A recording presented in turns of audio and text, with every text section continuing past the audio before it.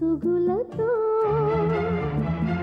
విషమించే అసురుల విసురులతో వలలో చిక్కిన గువ్వలా వరదకు బెదిరిన లేగలా విలవిలలాడుతున్నావు నీ వేదన తీర్చేవారెవరు విధి వంచిత విషవలయిత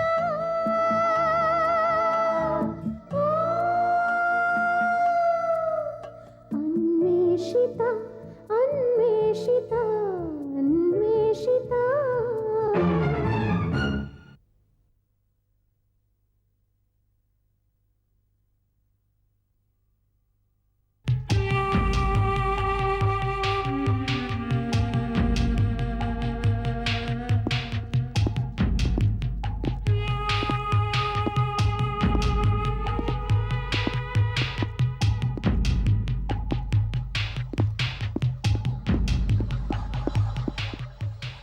ఇక్కడి నుంచి వస్తున్నాయి ఎనర్జీ వేవ్స్.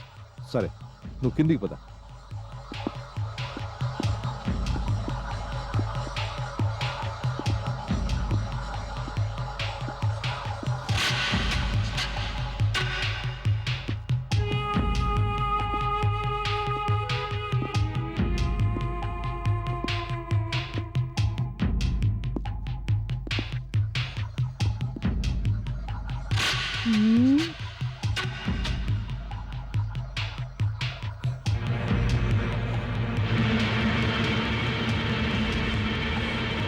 గట్టిగా పట్టుకున్నారు, కదలలేదు. భయానికి తావివ్వకు, ఆత్మవిశ్వాసంతో దిగు. నీకేం కాదు, నీ వెనక నేనున్నాను. పద.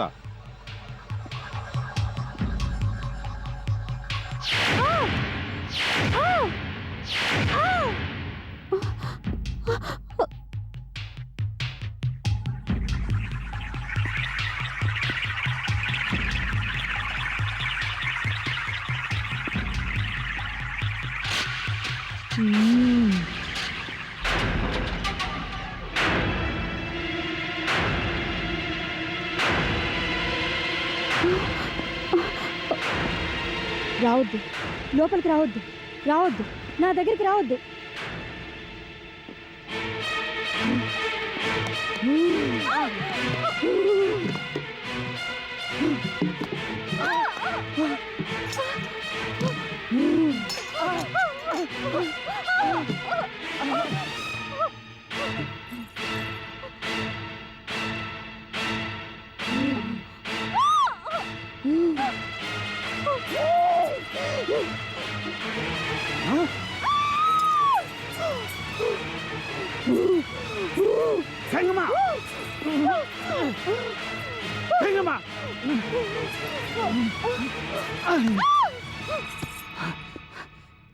Oh my God! Oh my God! కంగారు లేదు, she will be all right. But doctor Isaac, she needs some medical attention. Anirudh, నువ్వు ఆంటీతో పాటు పైకి వెళ్ళి పడుకో. ఎలిజబెత్ గారు, బాబు కొంచెం వేడి పాలు ఇవ్వండి. మేము కష్టపట్లు వస్తాం, మీరు పైకి వెళ్ళండి. ప్రొఫెసర్ ఆత్మ, మీరు కాస్త చూస్తుండండి, నేను బాక్స్ తీసుకొస్తాను. ఓకే.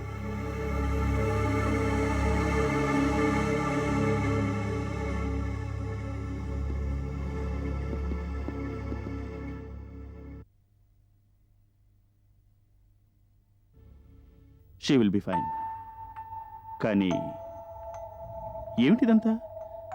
గంగమ్మ ఎందుకు ఇలా ప్రవర్తించింది? చెప్తా పదండి. పర్వాలేదు డాక్టర్, నిద్ర లేచాక నార్మల్ అయిపోతుంది. బహుశా ఇప్పుడు జరిగిన తనకు గుర్తుండకపోవచ్చు కూడా. రండి.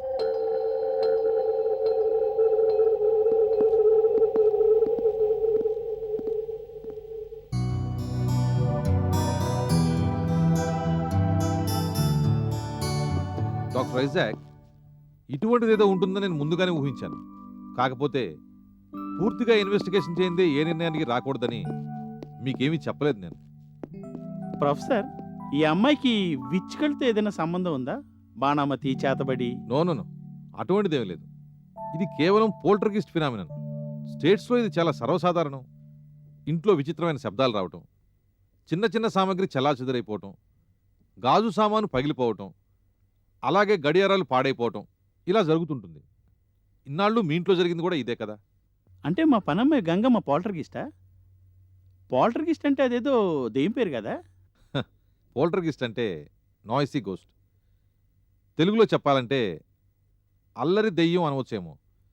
నిజానికి దెయ్యం కాదు, దెయ్యం అని భ్రమ కలిగించే ఒక psychic phenomena. It's called recurrent spontaneous సైకోకెనసిస్.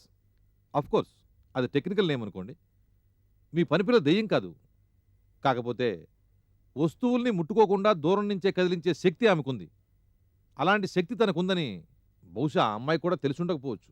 అంటే పుట్టుకతోనే ఆ అమ్మాయికి ఆ శక్తి ఉందంటారా? సాధారణంగా 14 నుంచి 20 ఏళ్ల లోపు వయసున్న యంగ్స్టర్స్లో, ముఖ్యంగా పెళ్లి కాని ఆడపిల్లల్లో ఇటువంటి శక్తులు వాటంతటవి పెంపొందుతాయి. వీటి వెనక వాళ్ళల్లో ఏవో కారణాల వల్ల పైకి చెప్పుకోలేని ఉక్రోషం, ఫ్రస్ట్రేషన్ తప్పకుండా ఉంటాయి. ఆ అమ్మాయి బ్యాక్గ్రౌండ్ ఏంటో మనం తెలుసుకోగలిగితే ఆ ఫ్రస్ట్రేషన్ ఏంటో తెలుసుకోవచ్చు. I'm sure.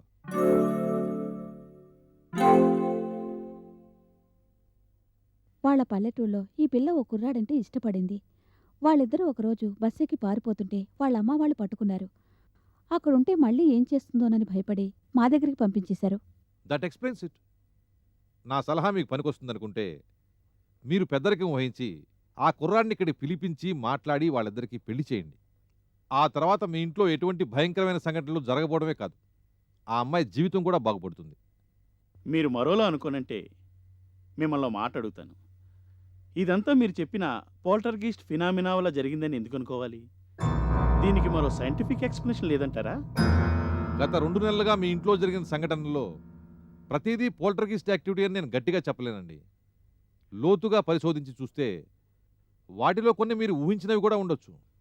భయంగా ఉన్నప్పుడు మనం చీకట్లోకి చూస్తే ఏవేవో ఆకారాలు కనపడినట్టు ఈ ఇంట్లో జరిగిన కొన్ని సర్వసాధారణ విషయాలు కూడా మీకు విభ్రాంతిని కలిగించి ఉండొచ్చు.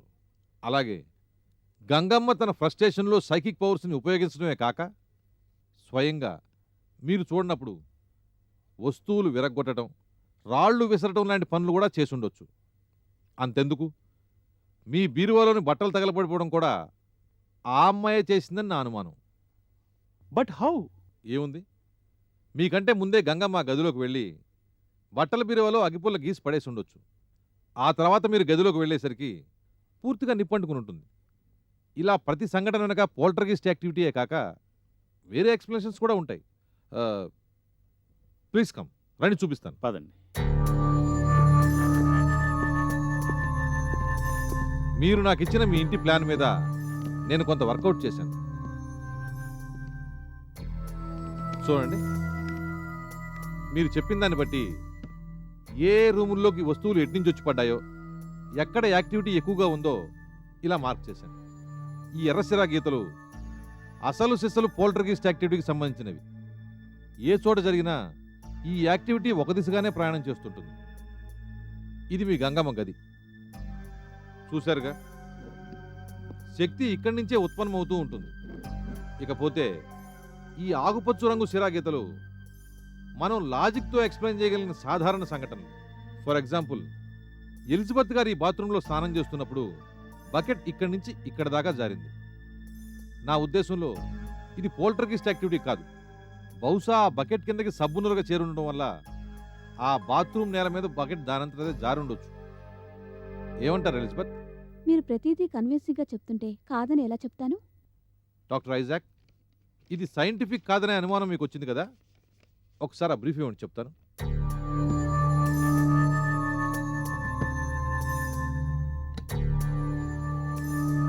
చూడండి, పోల్టర్గిస్ట్ యాక్టివిటీ ఈ ప్యాటర్న్లో జరుగుతుంది. ఈ ప్యాటర్న్ చూపిస్తే ఏ సైంటిస్ట్ అన్నా ఇట్టే గుర్తుపట్టేస్తాడు. డాక్టర్ ఐజాక్, దీన్ని వోర్టెక్స్ ఫీల్డ్ అంటారు.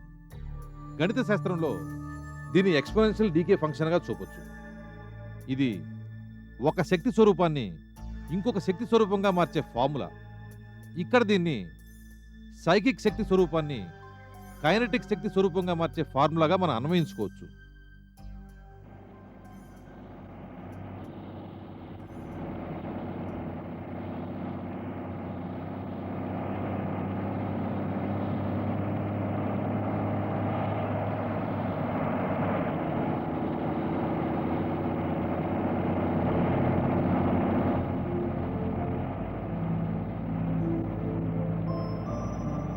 ఏమిటి అద్భుత్, బాగా అలసిపోయావా? లేదంకిల్, ఏమిటి ఆలోచిస్తున్నావు? ఏం లేదంకిల్. ఈరోజు జరిగిందంతా మమ్మీతో చెప్తే చాలా హ్యాపీగా ఫీల్ అవుతుంది కదూ. అవును. మమ్మీ డాడీ ఈ పాటికి మహాబలేశ్వర్ చేరుంటారా? మ్మ్. మమ్మీ అక్కడ ఏం చేస్తుందో? హాలిడే బాగా ఎంజాయ్ చేస్తుందేమో.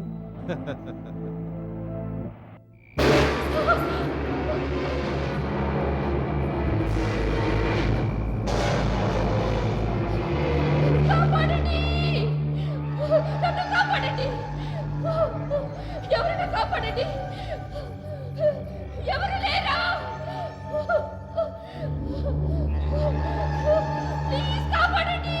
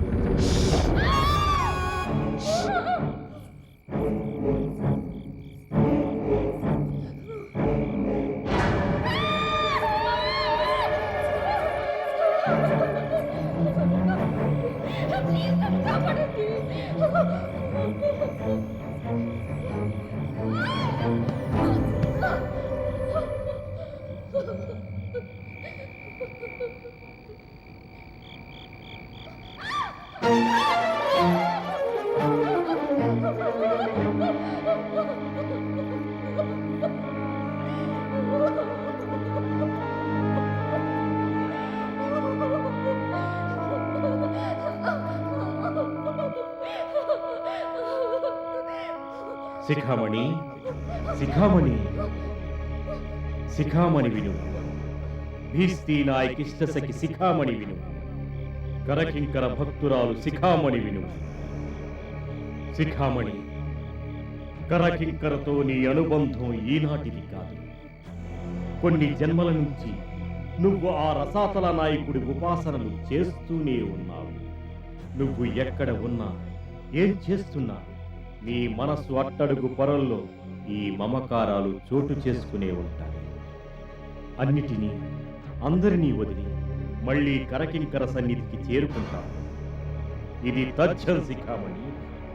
అందుకే మళ్ళీ వెతుక్కుంటూ ఇక్కడికి వచ్చేశావు. వద్దు, నన్ను వదిలేయండి. నేను ఇక్కడ ఉండలేను, ఉండలేను. నాకేమీ వద్దు, నన్ను వెళ్ళనివ్వండి.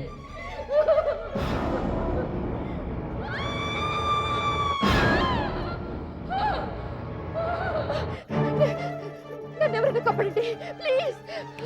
నేను ఇక్కడ ఉండలేను. అయ్యో, స్నిగ్ధ, కాపాడండి. స్నిగ్ధ, నేను ఇక్కడ ఉండలేను. ప్లీజ్ హెల్ప్, నన్ను కాపాడండి. పీడకలేమన్నా కన్నావా? కాపాడండి. స్నిగ్ధ, నేను ఇక్కడ ఉండలేను. స్నిగ్ధ, స్నిగ్ధ, స్నిగ్ధ. అరే ఏమిటిది? ఏమైంది స్నిగ్ధ? ఎందుకు అలా భయపడుతున్నావు? Please relax. మంచినీళ్ళు కావాలా? కల చూసి ఇంతగా హడలిపోయావా? ఇది మామూలు కథ కాదు పవన్, వాస్తవం. 7 ఏళ్ల క్రితం నన్ను బలవంతంగా కరకింకర ఆలయానికి తీసుకెళ్లి దారుణంగా అమానుషంగా హింసించిన ఘట్టాలు. స్నిగ్ధ, ఇన్నాళ్ళు నువ్వు కొన్ని చేదు జ్ఞాపకాల్ని పైకి రానియకుండా నొక్కి పెట్టేశావు. ఇప్పుడు క్రమంగా ఆ విషయాలు గుర్తుకొచ్చి కలవరపడుతున్నావు. ఒకటి అర్థం చేసుకో స్నిగ్ధ, ఇప్పుడు నువ్వు సురక్షితంగా నా దగ్గర ఉన్నావు. జరిగింది ఏమిటో నీకు తెలియదు పవన్. తెలిస్తే ఇంత తేలిగ్గా మాట్లాడలేవు. నన్ను ఇక్కడి నుంచి తీసుకెళ్ళాక ఒక చీకటి గుహలో పడేశారు. తినడానికి తిండి లేక, తాగడానికి నీళ్ళైనా లేక, ఆ గుహలో ఏది కనపడక ఎన్ని గంటలు, ఎన్ని రోజులున్నానో కూడా నాకు తెలీదు. అది రాత్రి పగలో నాకు తెలీదు. అసలు అది ఈ ప్రపంచమో కాదో తెలీదు.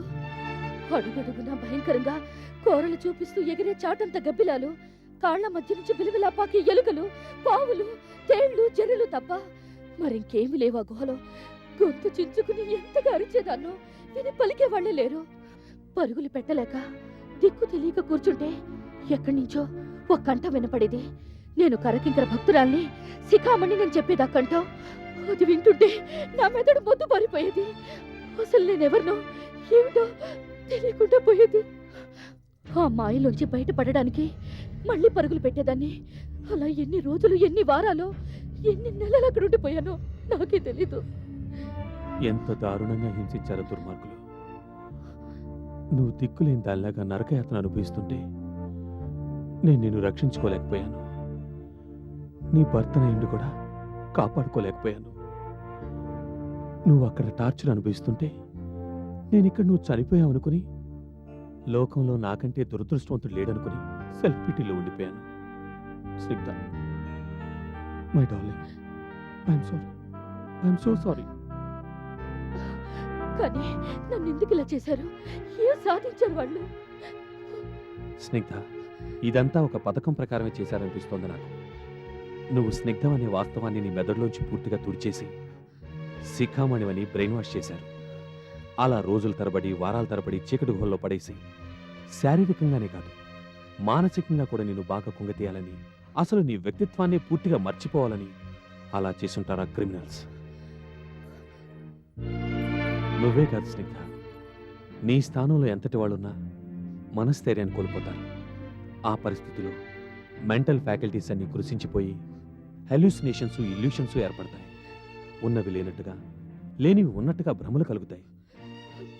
పవన్, స్నిగ్ధ, నువ్వు పడిన హింసల గురించి ఆలోచిస్తుంటే ఆ బీష్తి నాయకుని నరికి పోగులు పెట్టాలనుంది.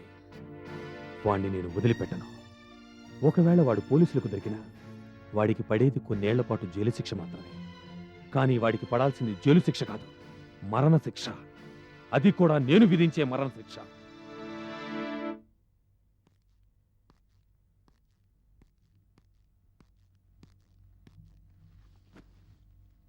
అనిరుద్,